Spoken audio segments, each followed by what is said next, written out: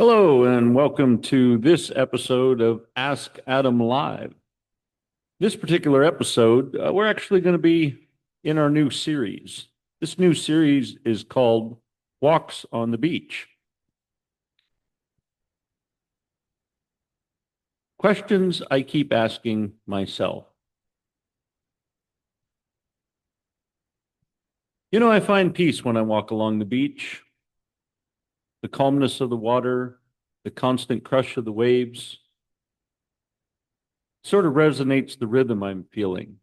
A little slow, a little relaxed, a little at rest, although still in motion.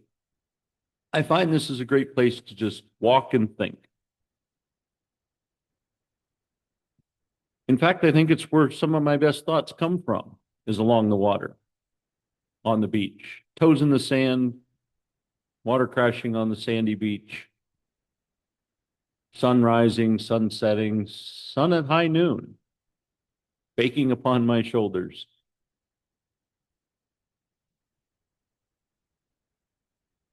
It's as I walk along the beach, I resonated with this question.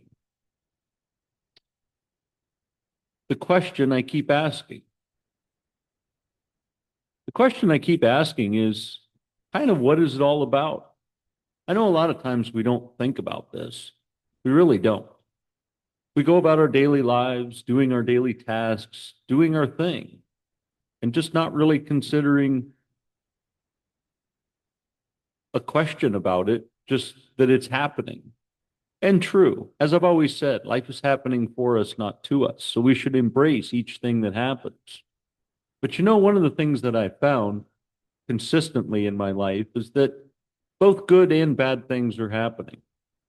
So I can't really put a scale that good things are happening or bad things are happening and keeping it balanced. No, I'm not really keeping track of that.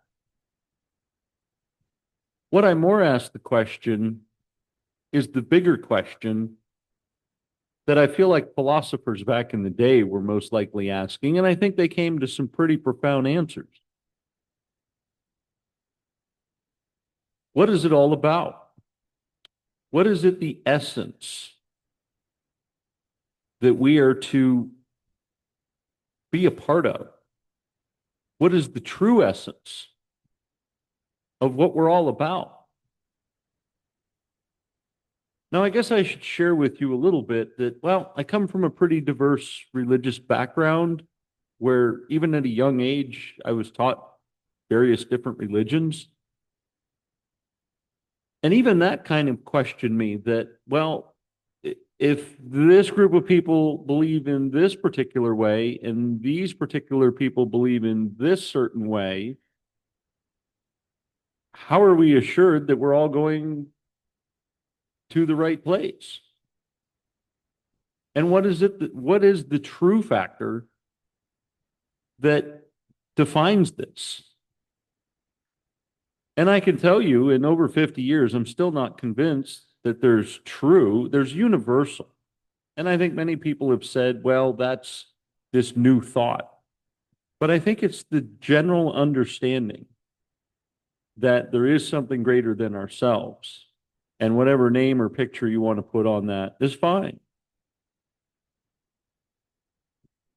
But understanding and embracing and sort of partnering with, aligning with that entity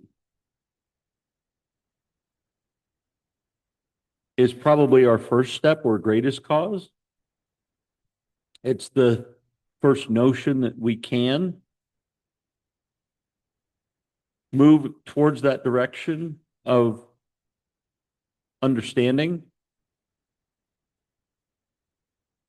But if you don't know, then how can you be protected? Well, I know that biblically it speaks that the children that don't know will be gathered. So it can't be that you know or don't know if the child is gathered, unless that's the sympathy of that entity. Again, I just don't know. And that's what's perplexing. When I walk along the beach, I sometimes think about that. And maybe you do too. And maybe it's not on the beach. Maybe it's a walk in the park and you wonder what's it all about. It also resonates. I keep asking the question of family. What's the family all about?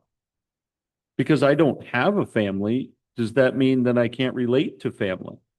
Now, I'm not saying I don't have a family and I just sort of showed up, but I feel like there's many of us out there these days because the population is actually decreasing.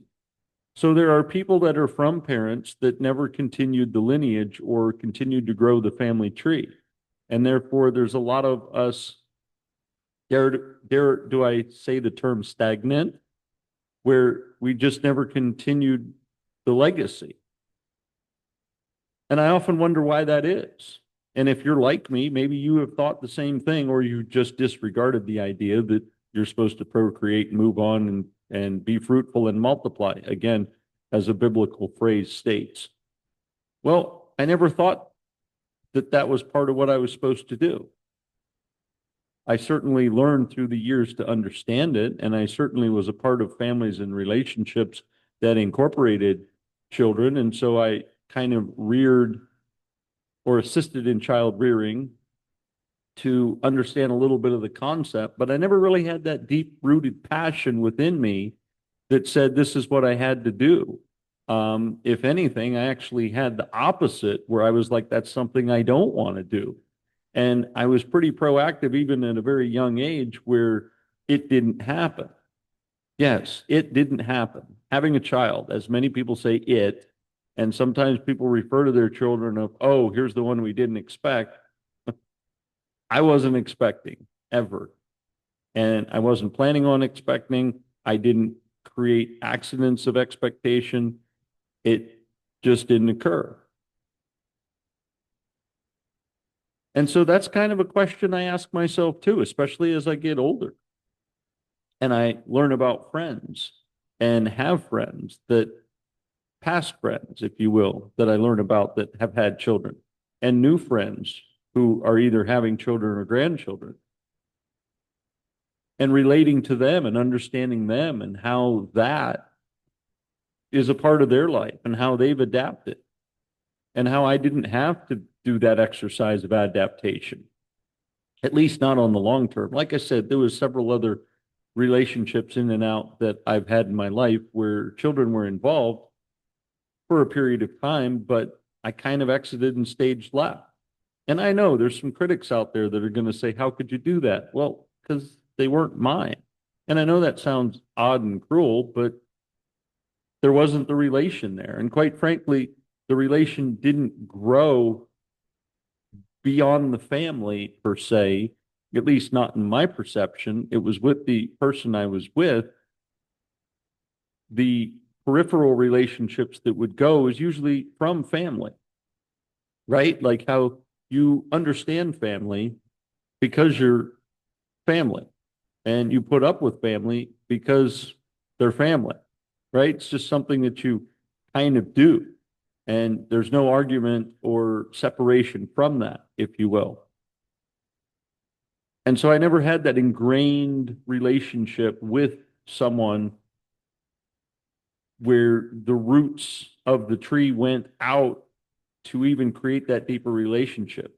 Again, at least to my awareness, because it seemed like each time that I stepped away, or should I say, was asked or requested to step away, and still for not even a justifiable reason. So I don't want to beat my past relationship cohorts up too bad, but I think it was semi-superficial in the lack of understanding on their part, a little bit of the aspects of a relationship.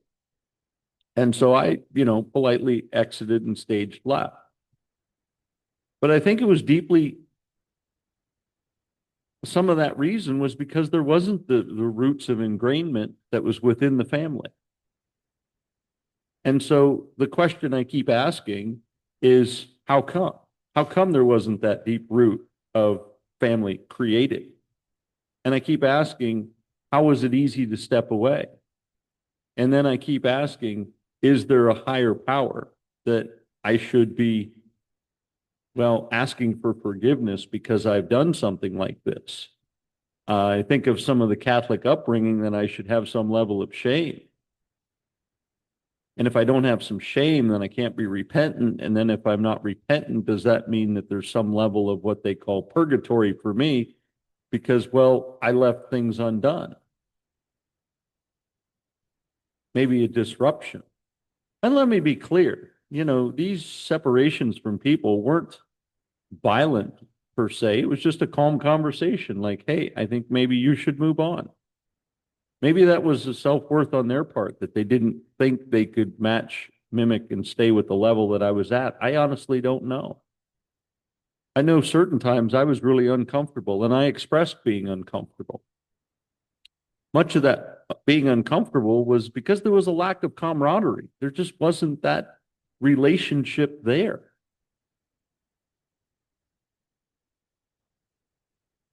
And so the question I keep asking is, well, in those relationships, was there love?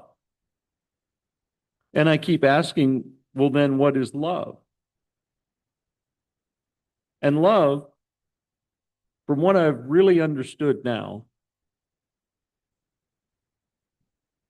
is it's the feeling, it's the emotion, it's the communication, it's the thought process, if you will, or the process, where when you're with someone and you're enjoying conversation with that person and you're able to be vulnerable with that person and you're able to share with that person and connect without even the purpose of connection.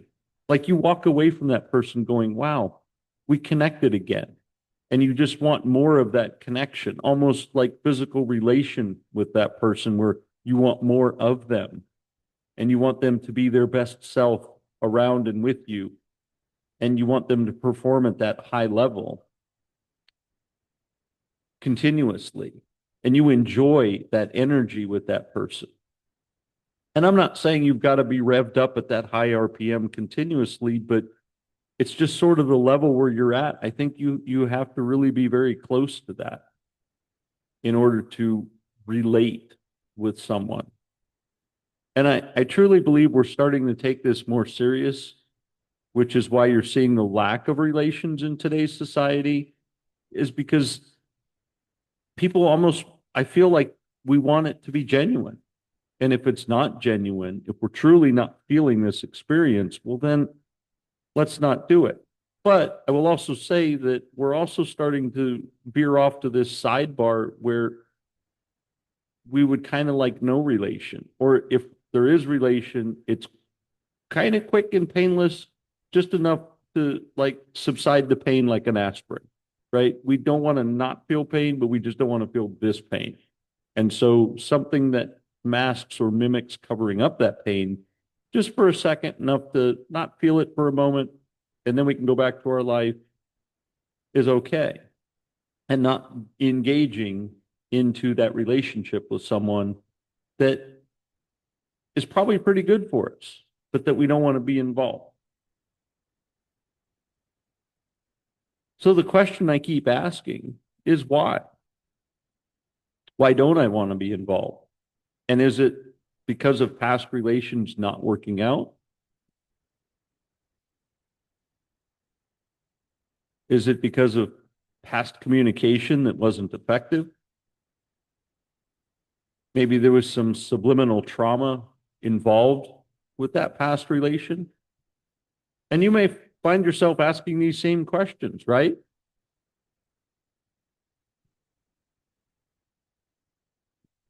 But I think the true definition with love is encompassing in that triangle of feelings and emotions and communication.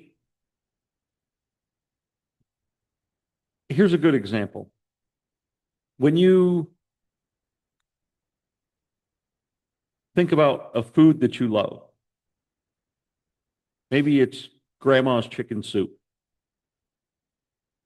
And you just, man, you can go to the restaurant, find this restaurant in any city in the world, and they just don't make chicken soup like grandma, no matter how hard they try. It could be grass-fed chicken. It could be with some dumplings that were made with hands and Just all the delicacies, just things put together perfectly. Still does not match grandma's chicken soup. And grandma's chicken soup probably even came out of a can. But why is that? Well, some of that was the energy and the emotion and the preparation of grandma making that soup and the love that you felt in grandma's home and how just perfectly warm the soup was. Like it would be taken off the stove and set aside for just that certain period of time to still stay warm, but not burn your tongue on the first sip. And it's all of this emotion triangulating the love of what we know as grandma's chicken soup. Remember the famous book, Chicken Soup for the Soul, right? Is it really chicken soup is good for your soul or good for colds and flus and stuff like that? No, it's the love and the energy put behind creating and making this cup of soup. So it's the soup, if you will, it's a visual thing. It's the love of making the soup and the care behind creating the warm cup of soup. It's the energy of the environment. That is the triangle that's making this thing called love, this thing called connection. Because if you just like somebody or you're attracted to somebody, well, that's not enough.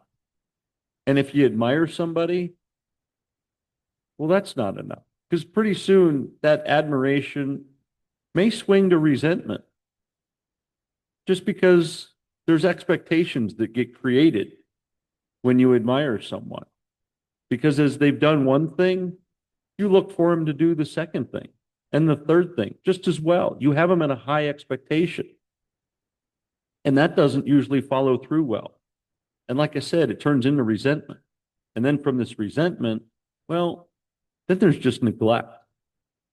And that's not the foundation of a relationship, but it's how you feel. So sure, being attracted to someone is great. How you feel around that someone is even better. Is it comforting? Are you always on guard? You have to watch what you say, how you act. If you think of something off the cuff, can you bring it up at any time? Or is it only in the secrecy of the dark or the quiet? Is it only something you can say to yourself and your friends, but you can't share with them? Well, that's already creating limitations in your communication. And if you do tell that special someone something, do they understand you or does it take a lot of definition? And do you have to like speak more or do they get you?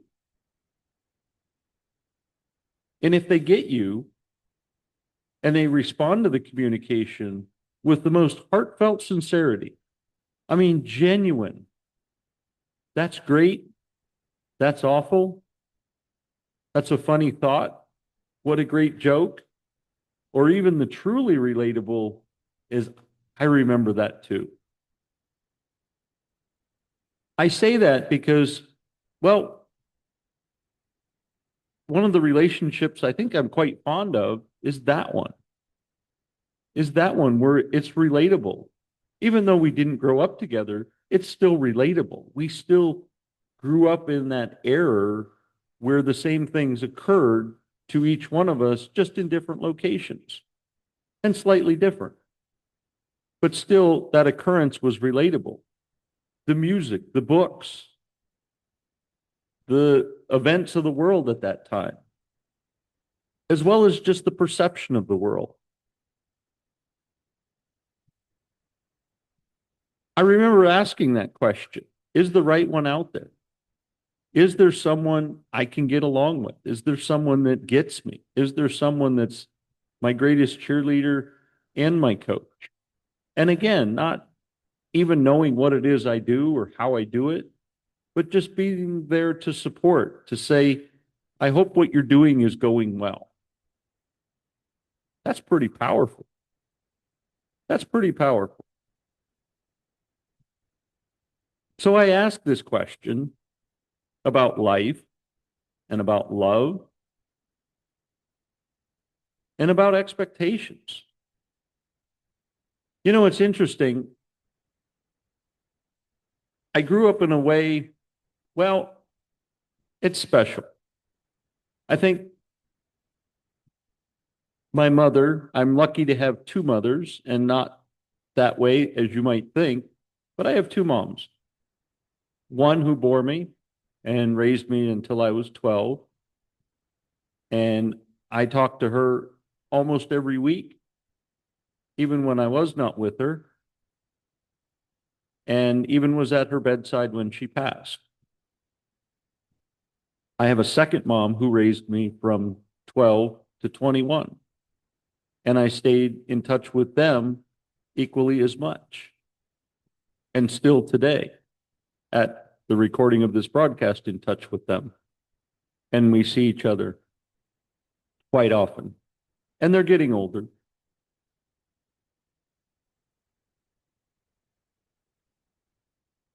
But I grew up with two different experiences. I grew up with one with struggle, with have-nots, but also had other things, had the development of self-confidence, had the development of knowing who I was, kind of what I was, a little bit of what I wanted to be. I grew up with some hardships, some confusion, some corporal punishment. Probably deserved it more times than not, but still quite harsh.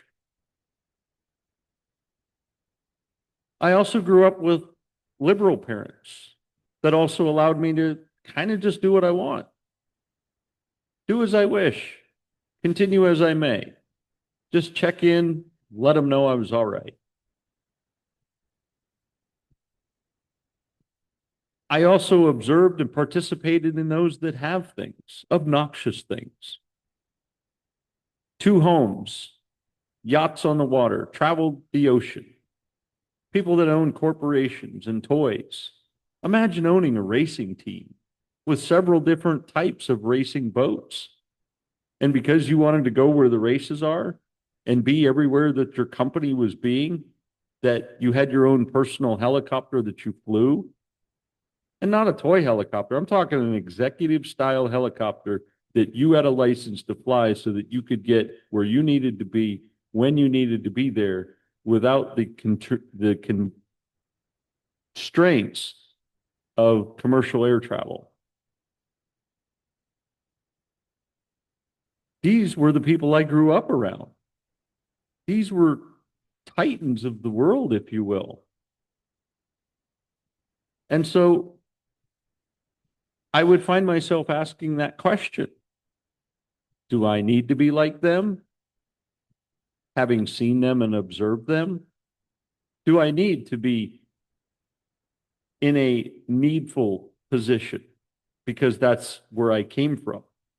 Do I seek the opposite?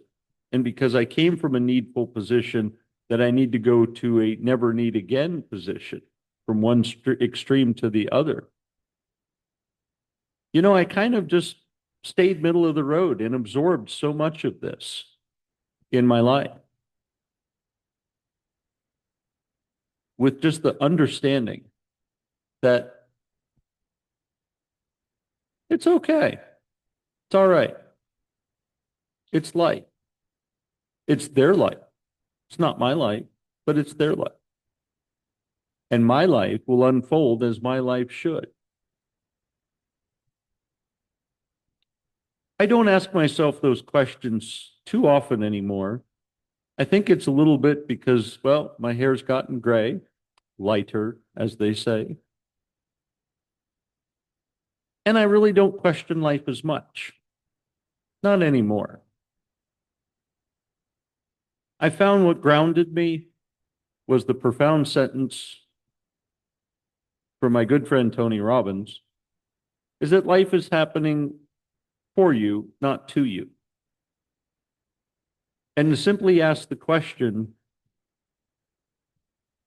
that I was asking through all of these fabrics of my life, this thread of questioning of why, well, it's because it's happening for me.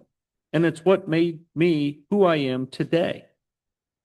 And the lessons that I'm learning now is what's going to make who I am tomorrow. And quite frankly, that is going to be the best version of me. Each and every day, I become a better version of me.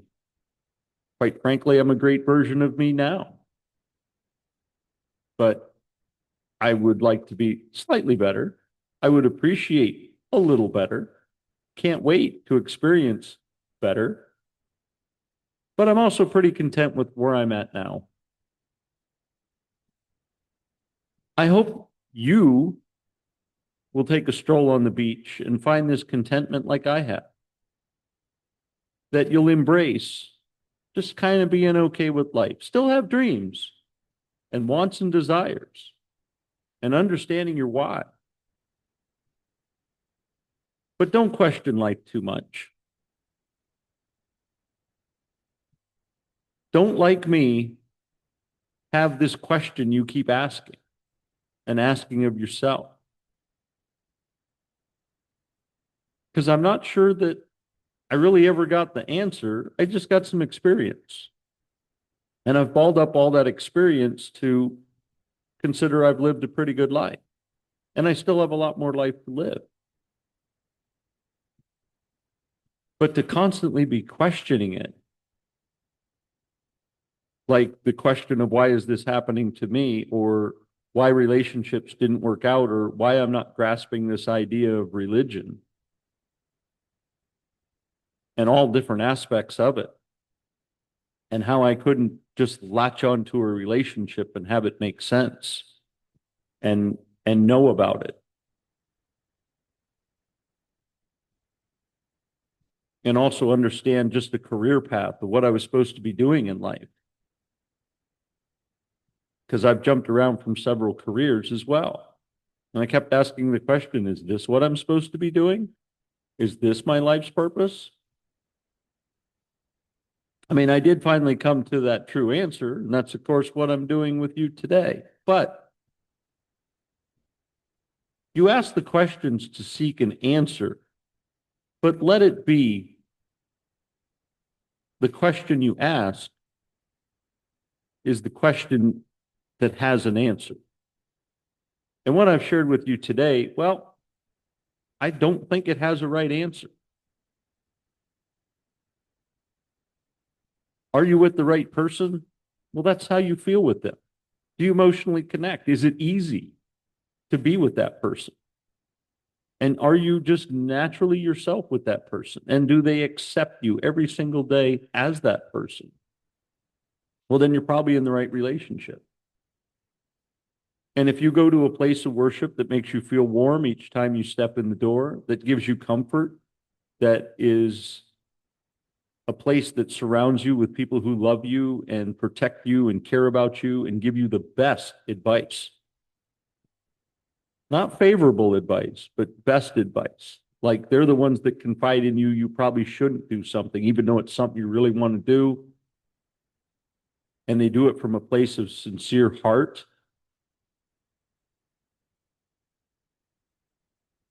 Then great, that's the place for you. It's your emotional connection. It's where you're at. If you're in a job, a career, doing what you absolutely love, and you go to work excited, and you do what you do to full completion, and don't ever half step anything, well, then you're doing what you should be doing already. And maybe this message isn't for you. But if you're like me,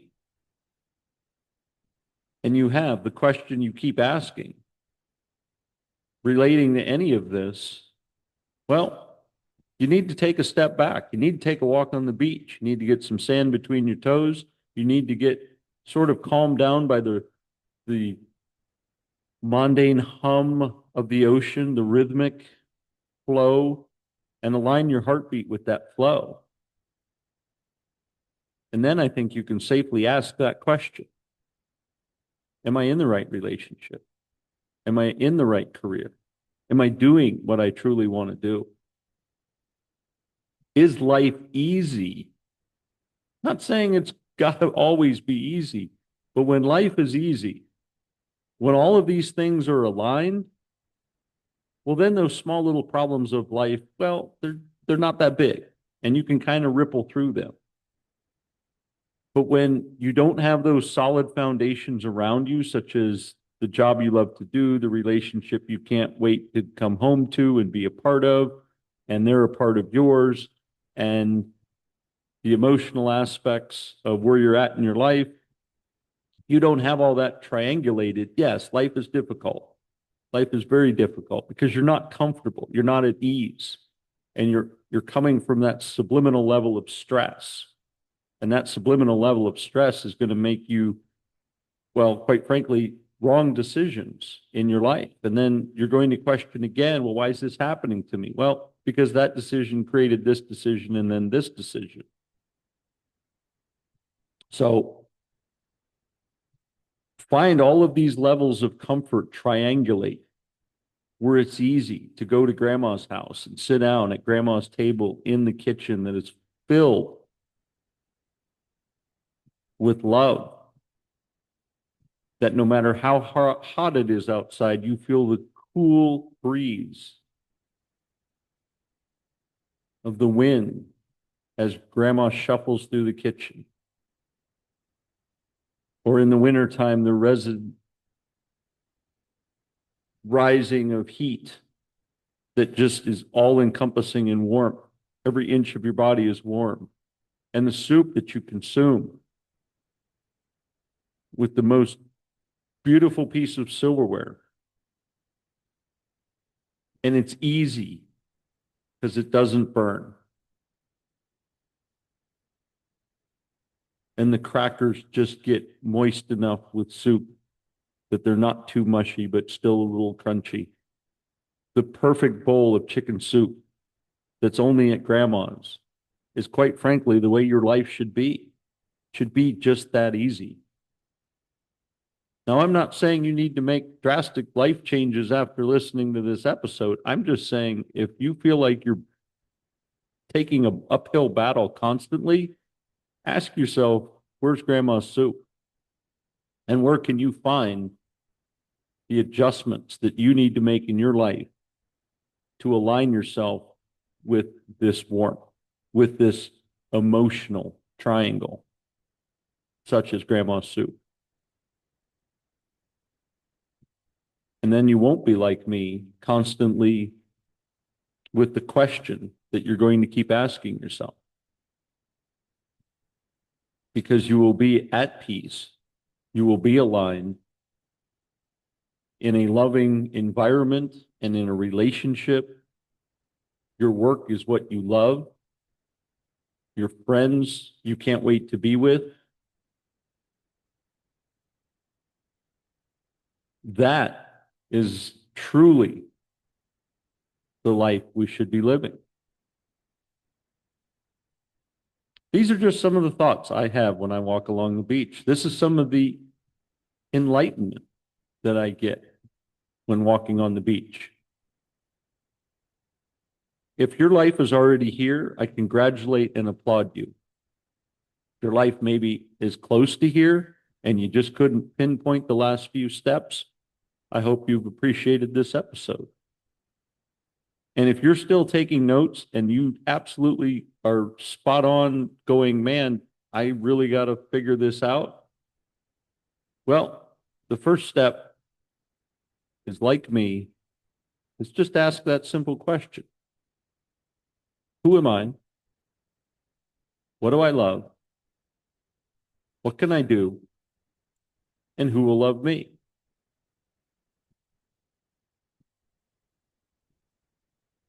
Once you've triangulated that and put that together,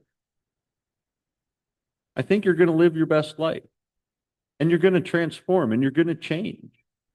You're going to be a better version of yourself, to the point, like I am, where I can't wait to see the next version of myself, knowing I'm going to change and being okay with that change. Because I'm evolving. And you're okay with evolving.